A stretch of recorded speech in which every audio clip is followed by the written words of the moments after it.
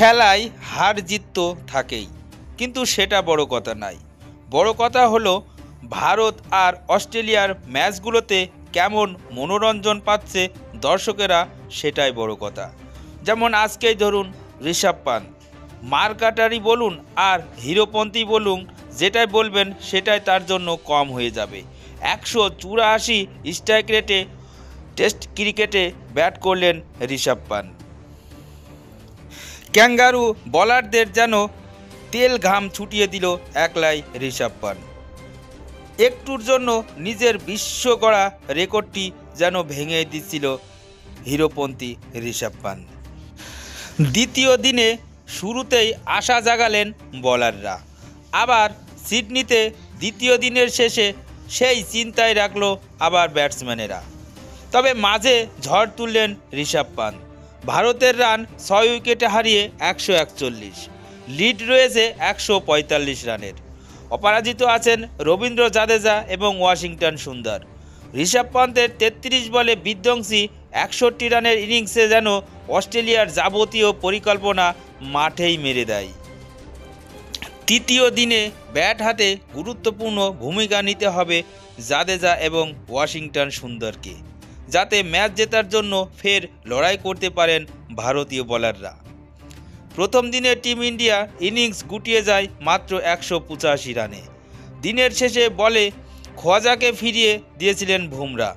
দ্বিতীয় দিনেও দাপট জারি রাখলেন ভারতীয় বোলাররা।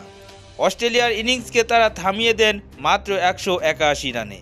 বুমরা, নীতিশ কুমার রেড্ডিরা পেলেন 2টি করে উইকেট, 3টি করে উইকেট পেলেন মোহাম্মদ সিরাজ এবং প্রসিদ্ধ কৃষ্ণা।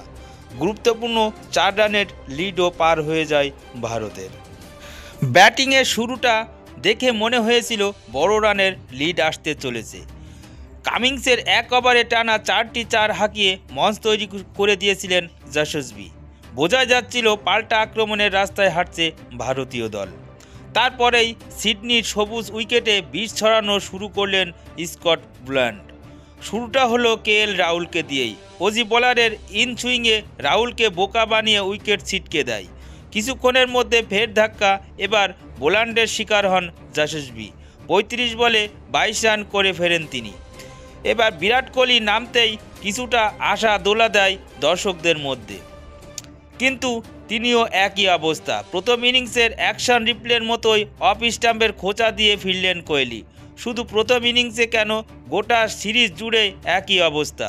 কোহলি যখন ফিরলেন তখন তার রান মাত্র 6 রান।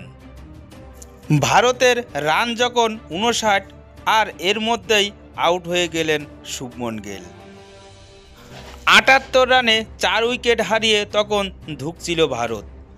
তবে বোলারদের সমস্ত পরিশ্রম কি বিফলে গেল? আর তখনই ব্যাট করতে এলেন ঋষভ পান্ত, যার বেপরোয়া ব্যাটিং নিয়ে তীব্র সমালোচনা হচ্ছিল। বারবার উইকেট ছুড়ে দিয়ে এসেছিলেন তিনি, কিন্তু এদিনের ইনিংসে পন্থ বুঝিয়ে দিলেন তিনি পন্থই থাকবেন। প্রথম বলেই ছক্কা হাঁকালেন, সেটা ছিল মাত্র টেইলার। তারপর সিডনিতে উঠল পন্থ ঝড়। ওয়েবস্টারের 1 ওভারে মারলেন 3টি 4। স্টার্ককে উপহার দিলেন 2টি বিশাল লম্বা ছক্কা। শেষ পর্যন্ত 33 বলে 61 রান করে ফিরলেন ঋষভ পান্ত। স্ট্রাইক রেট ছিল তার 184। চেনা মেজাজেই ভারতের লড়াইয়ে জায়গায় পৌঁছে দিলেন ঋষভ। এখন তৃতীয় দিনে ব্যাট হাতে নামবেন রবীন্দ্র জাদেজা এবং ওয়াশিংটন সুন্দর। তারা দুজনে কত রান জুড়তে পারেন এখন সেটাই দেখার আছে।